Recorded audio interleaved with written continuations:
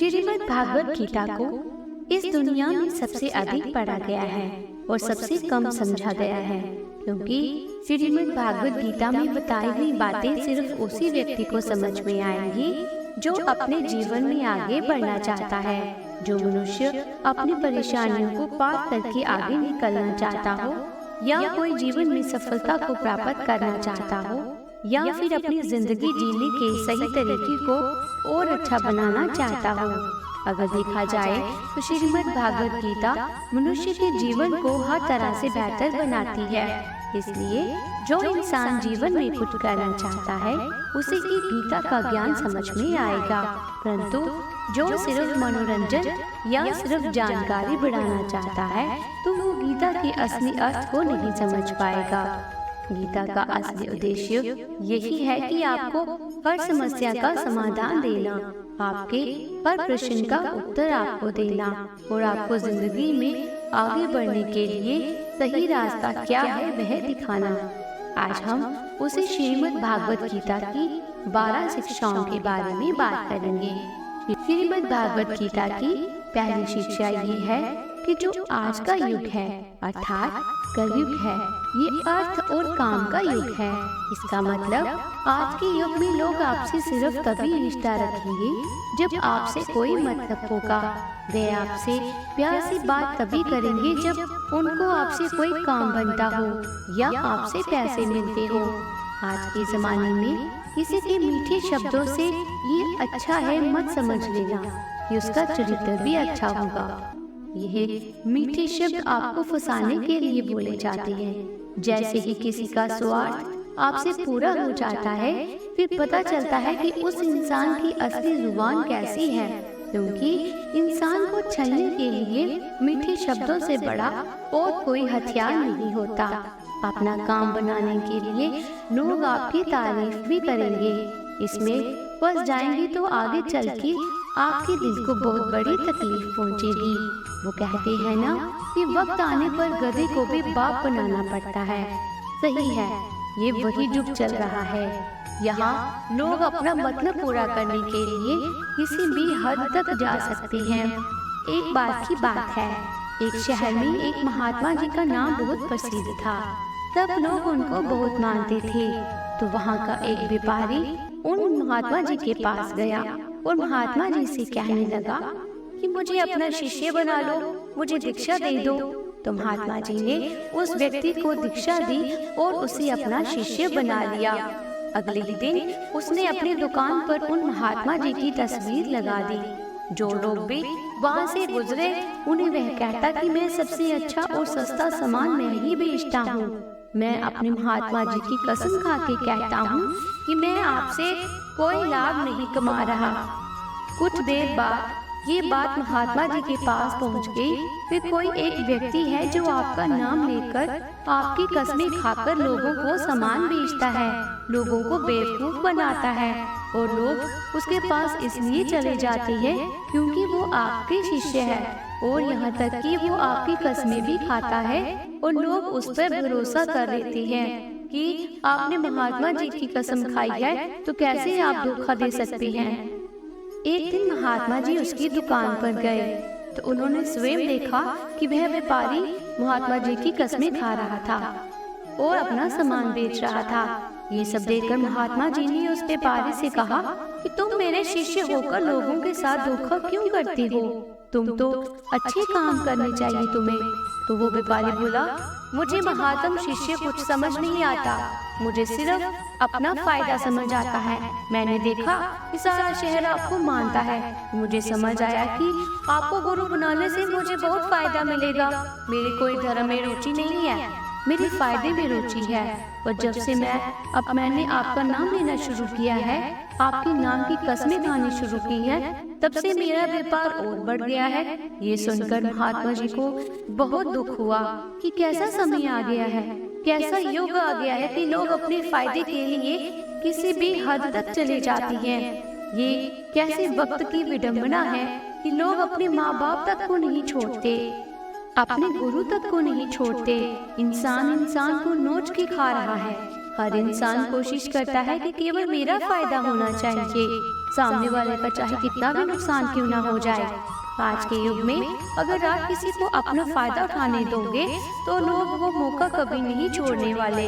इसलिए किसी के मीठे शब्दों में, किसी की अपनेपन की बातों में कभी मत फंसना, बल्कि आंखें खोल कर इंसान को परखना सीखो, सच्चाई को देखना सीखो। सबसे ज्यादा धोखा इंसान के साथ अपनेपन की आड़ में करता है कि तुम तो मेरे अपने हो, तुम तो मेरे खास हो, तुम तो मेरे दिल के करीब हो, तुम्हारे साथ मैं ऐसे कैसे कर सकता हूँ। कभी ऐसा हुआ है क्या कि जिसे आप जानते ही नहीं वो आपको चोट पहुँचा जाए? अक्सर आपको चोट वही लोग पहुँचाते हैं जो आपके अपने होते हैं, जो आपके दिल के करीब होते हैं। गीता का इतना अद्भुत ज्ञान महाभारत की ऐसी लड़ाई पराये लोगों में नहीं थी। ये भाइयों की लड़ाई थी, एक ही परिवार की लड़ाई थी और करोड़ों लोग उस लड़ाई में मारे गए क्योंकि अपना ही अपने का सुख नहीं देख पाया, अपना ही अपने की खुशियों से जलता रहा। आपने कभी गौर किया, आप जिसे भी ये कह दोगे ना कि वो आपके लिए खास है, कि आप उसे अपना मानते हो, देखना आज नहीं तो कल वो आपको चोट जरूर पहुंचाएगा। वक्त लगता है, एक दिन में बात समझ में नहीं आती, लेकिन एक दिन जरूर समझ आती है कि यहाँ कोई अपना नहीं है। इस शिक्षा का उपदेश ये नहीं है कि हम लोगों से नफरत करने जाएं या लोगों से गलत व्यवहार करने लग जाएं। इस शिक्षा का यही अर्थ है कि आप लोगों के भरोसे मत बैठे रहो। आप किसी से ये उम्मीद लगा के मत बैठ जाओ कि ये आपकी जिंदगी भर साथ देगा, कि वो आपका साथ कभी नहीं छोड़ेगा। और सब साथ छोड़ते हैं। आपकी जिंदगी में कई लोग आएंगे और कई लोग जाएंगे। ये जो आप अपने दिल में बिठा के बैठ जाते हैं कि ये मेरा हमेशा साथ देगा, ये बात कभी अपने दिमाग में मत आने देना। हमेशा के लिए तो हमारा शरीर भी हमारा साथ नहीं रहेगा, वो भी एक दिन छूट जाता है। तो आप लोगों से क्या उम्मीद लगाते हो? याद रखना, किसी के साथ अगर बहुत सादा स्नेह लगाओगे तो दुख ही सहना पड़ेगा, लेकिन अगर आप इस संसार में सब लोगों से बाहर से चलोगे, ऊपर से चलोगे, तो आपको कोई चोट नहीं पहुंचा सकता। श्रीमद् भागवत गीता की दूसरी शिक्षा ये है कि जो इंसान खुद से खुश नहीं, वो दुनिया में किसी भी चीज से खुश नहीं हो सकता। आज के समय में अधिकतर लोग खुशी के लिए भटकते रहते हैं।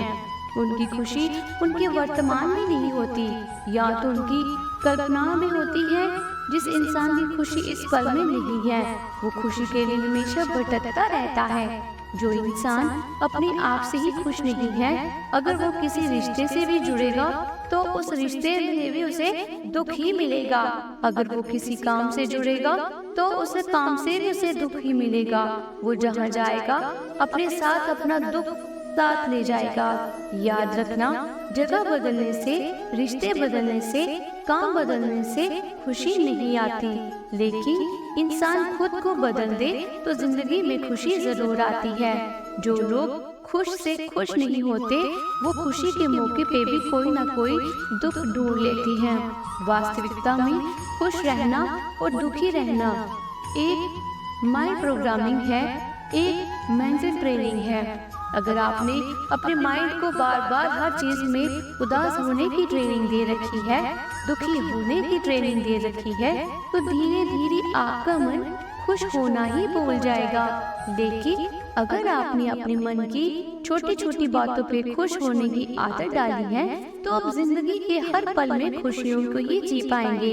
इतनी सी बात अगर किसी को समझ में आ जाए कि खुशियाँ और दुख हमारे माइंड की प्रोग्रामिंग से चलती है, तो आप अपनी जिंदगी को खुशहाल बना सकते हो, या फिर आप अपनी जिंदगी को दुखों के अंधेरे में धकेल सकते हो।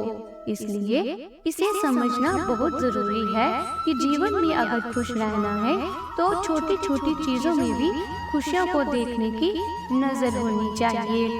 श्रीमद् भागवत गीता की तीसरी शिक्षा ये है कि इस दुनिया में दुख तकलीफ में इंसान हो तो उसकी कोई मदद नहीं करता, और अगर कोई इंसान थोड़ा सा भी सफल हो जाए तो उससे कोई खुश नहीं होता। इसलिए अपना दुख किसी को मत बताओ और अपनी खुशी किसी के आगे मत जताओ। यदि आप अपना दुख किसी को सुनाएंगे तो वो यही समझेगा कि हम इसके पास रहेंगे, इसके दुखड़े सुनते रहेंगे और ये कभी भी हमारी मदद मांगेगा। इसलिए बेहतर है इससे दूर ही रखो। और जैसे ही आप सफल हो जाते हैं तो लोगों को वो भी अच्छा नहीं लगता। ये दुनिया भी बड़ी अजीब है। दुखी इंसान की कोई सहायता नहीं करता, तभी लोगों को समझ में नहीं आता कि वे दूसरों से अपने दुख क्यों बताते हैं और उनसे उम्मीद क्यों लगाते हैं कि वह हमारी मदद करेंगे। कोई किसी की सहायता क्या करेगा, तो भी लोगों को समझ नहीं आता। तो भी लोग दूसरों को और आप क्यों खुद को इतना कमजोर बनाना है कि आपको दूसरों की मदद की जरूरत पड़ जाए, और क्यों अपनी खुशियां बतानी है दूसरों को। कई लोगों को आदत होती है कि जब तक अपनी सफलता के बारे में, अपनी खुशियों के बारे में अपने आसपास के लोगों को नहीं बताएंगे तब तक उनका मन भरता ही नहीं है। इसलिए ही जब अपनी खुशियां लोगों को बार बार बताते हैं तब आपके बनते हुए काम भी रुक जाते हैं, बनते हुए काम भी बिगड़ जाते हैं, क्योंकि काम बनने से पहले ही आप अपनी योजना के बारे में सबको बता देते हैं।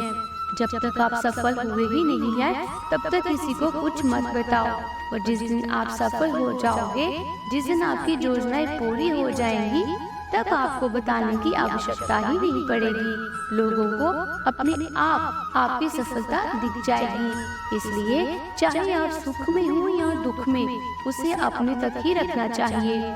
श्रीमद् भागवत गीता की चौथी शिक्षा ये है कि मनुष्य का आहार सात्विक और संतुलन होना चाहिए। कलयुगी आदमी कहीं भी कुछ भी खा लेगा। जिस इंसान को ये समझ नहीं कि क्या खाना चाहिए, कितना खाना चाहिए, कहाँ खाना चाहिए, कैसे खाना चाहिए, वो जीवन की ऊंचाइयों को कभी भी छू नहीं सकता।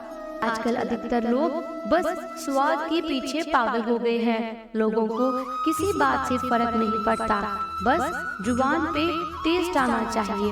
फिर चाहे हमको 10 दिन का सड़ा हुआ खाना खिलाया जाए, बस टेस्ट होना चाहिए। जब जुबान के स्वाद के लिए घंटों लाइन में खड़े रहे। ऐसी और कई जगह है यहाँ पे लोग जुबान के स्वाद के लिए घंटों लाइन में खड़े रहते हैं। कमाल के लोग हैं। जब रास्ते पे गाड़ियाँ चलाते हैं तो ट्रैफिक में ऐसे भागते हैं जैसे कि दुनिया में कहीं कोई भूकंप आ गया हो। एक सेकंड भी लोगों से रुका नहीं जाता। गाड़ियाँ एक दूसरे के ऊपर चढ़ा देनी है, बस हमें भागना है। लेकिन जब खाने की बात आती है तो लोग घंटों लाइनों में खड़े हो जाते हैं। आज के समय में लोगों ने जुबान के स्वाद को बहुत ज्यादा इम्पोर्टेंस दे रखी है, जिसे खाना ही उनकी जिंदगी का लक्ष्य है। लेकिन श्रीमद् भागवत गीता कहती है, इंसान जैसा आहार खाता है वैसा ही उसका मन होता है, वैसा ही काम करता है वो। फिर कृष्ण जी कहते हैं कि सात्विक अन्न से मन सात्विक होता है, शांत होता है, खुश रहता है। और जो तामसी और राजसी आहार करते हैं उनका मन चिड़चिड़ा होने लगता है। ऐसे लोगों को बहुत जल्दी गुस्सा आ जाता है, मन भी अशांत रहता है। जो खाना आप खा रहे हैं उससे हल्के में मत लेना, वही आपके विचार बनने वाले हैं और वही आपका अनुभव बनने वाला है। श्रीमद् भागवत गीता के 6ठी अध्याय में भगवान श्री कृष्ण ने अर्जुन को भोजन के बारे में विस्तार से बताया है कि भोजन 3 प्रकार का है। सात्विक आहार आपके शरीर की उम्र को बढ़ाता है, आपके मन को सुख देता है, आपके दिमाग में आपको संतुष्टि देता है, जीवन को खुशी देता है। राजसी आहार दुख, शोक और रोग उत्पन्न करने वाला होता है। इसलिए बहुत ज्यादा गर्म, तीखा और जलन पैदा करने वाला खाना रजोगुणी आहार कहा जाता है।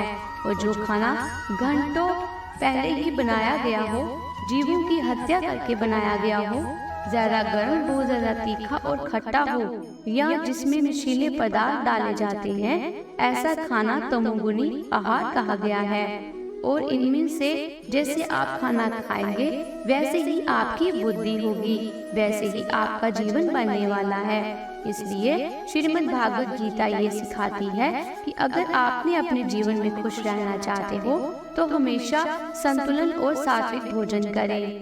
श्रीमद् भागवत गीता की 5वीं शिक्षा ये है कि स्वयं को कभी ऐसा मत बनाओ कि लोग आपका इस्तेमाल करके चले जाएं। अपने आप को कभी भी बेचारा बना के नहीं जीना चाहिए। इससे लोग आपको अच्छा नहीं मानेंगे, बल्कि आपका फायदा उठाएंगे। आपको कैसा बनना है ये आप पे निर्भर करता है।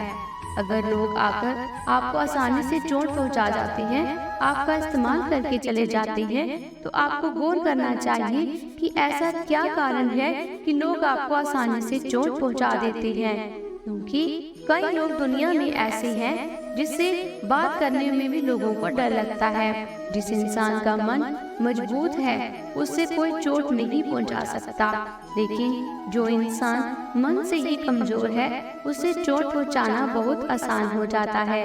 इसलिए ये बहुत जरूरी है कि आपका मन मजबूत होना चाहिए, आपके विचार मजबूत होने चाहिए। कमजोर मन और कमजोर विचारों के साथ जियोगे तो जगह जगह आपको चोट ही लगती रहेगी। इसलिए अपने आप को ऐसा कभी मत बनाओ कि आपको कोई भी चोट पहुंचाकर चला जाए। श्रीमद् भागवत गीता की छठी शिक्षा ये है कि मनुष्य को दुष्कर्म का त्याग करके हमेशा सत्कर्म करते रहना चाहिए। जब मनुष्य किसी भी कर्म को सिर्फ और सिर्फ अपने स्वार्थ के लिए करता है, तब वो अपने स्वार्थों की पूर्ति करते करते कब दुष्कर्मों में लग जाता है, कब बुरे कर्मों में लग जाता है, उसे पता ही नहीं चलता। लेकिन जब कर्म को करते हुए मन में स्वार्थ भाव आता है, लालच का भाव नहीं आता, तो वो इंसान बुरे कर्मों से बचा रहता है। क्योंकि लालच ऐसी चीज है जो अच्छाई और बुराई की समझ रखती है, सही गलत का फर्क मिटा देती है। इसलिए जो इंसान लालच कर सकता है, क्योंकि उस इंसान का लक्ष्य सिर्फ और सिर्फ अपना फायदा निकालना होता है, सिर्फ अपना पेट भरना होता है।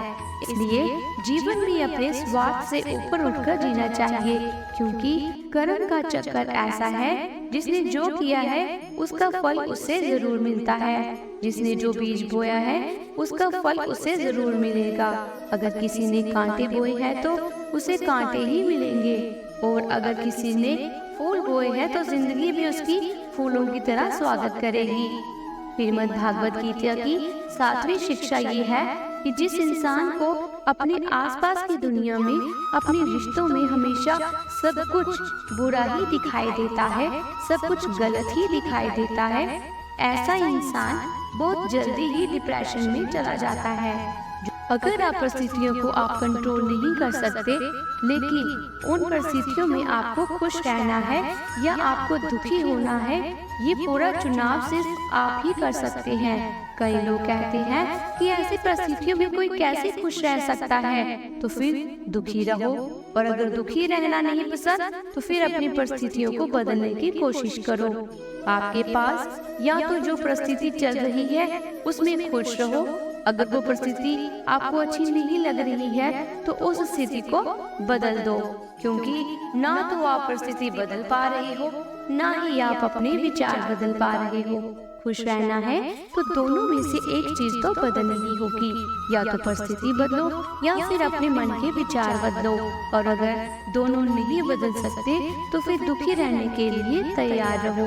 श्रीमद् भागवत गीता की 8वीं शिक्षा ये है कि किसी बेकसूर इंसान के साथ धोखा करना, उसका बेवजह जानबूझकर दिल दुखाना, इस दुनिया का सबसे बड़ा पाप होता है। व्यासदेव जी महाराज ने महाभारत की रचना की, 18 पुराणों की रचना की। उनसे किसी ने पूछा कि आपने इतने सारे शास्त्र लिखे, इतनी किताबें लिखी, इतना कोई कैसे पढ़ सकता है? आप इन सारी किताबों का सार बता दें, एक ही शिक्षा में बता दें कि इन सब ग्रंथों में क्या लिखा गया है। तो श्री व्यासदेव जी ने कहा कि मैं सारे शास्त्रों में 2 बातें खास रूप से लिखी हुई है। मेरे द्वारा लिखे गए सारे शास्त्रों का सिर्फ 2 बातों में समाया हुआ है। एक, किसी के दिल को खुश करना एक बड़ा परोपकार है, सबसे बड़ा धर्म है, और दूसरा, किसी के मन को दुखाना, किसी के दिल को चोट पहुंचाना सबसे बड़ा पाप है। श्रीमद् भागवत गीता की 9वीं शिक्षा ये है कि हमारे शरीर में कोई सुंदरता नहीं होती। सुंदर होते हैं व्यक्ति के कर्म, उसकी वाणी, उसके विचार, उसके संस्कार, उसका व्यवहार और उसका चरित्र। जिसके जीवन में ये सब है वही इंसान इस दुनिया का सबसे सुंदर इंसान है। श्रीमद् भागवत गीता की 10वीं शिक्षा ये है कि आँख संसार की हर चीज देख सकती है, मगर आँख के अंदर कुछ चला जाए तो उसे कुछ नजर नहीं आता। ठीक उसी प्रकार मनुष्य दूसरों की बुराई देखता है, पर मनुष्य को अपने अंदर की बुराइयां नहीं दिखती। श्रीमद् भागवत गीता की 11वीं शिक्षा ये है कि झूठ, धोखा और बहाने आपको कुछ टाइम के लिए खुशी देंगे, लेकिन इसकी कीमत आपको भविष्य में चुकानी पड़ेगी। यही अटल सत्य है। श्रीमद् भागवत गीता की 12वीं शिक्षा ये है कि दूसरों को सुनने के लिए अपनी आवाज ऊंची मत करो, बल्कि अपना व्यक्तित्व इतना ऊंचा बनाओ कि आपको लोग सुनने के लिए आपका इंतजार करें। अगर आपको वीडियो अच्छी लगी हो तो हमारी वीडियो को लाइक करें और ऐसी और वीडियो के लिए प्लीज हमारे चैनल को सब्सक्राइब करें। और हमारी वीडियो को पूरा देखने के लिए आपका बहुत बहुत धन्यवाद।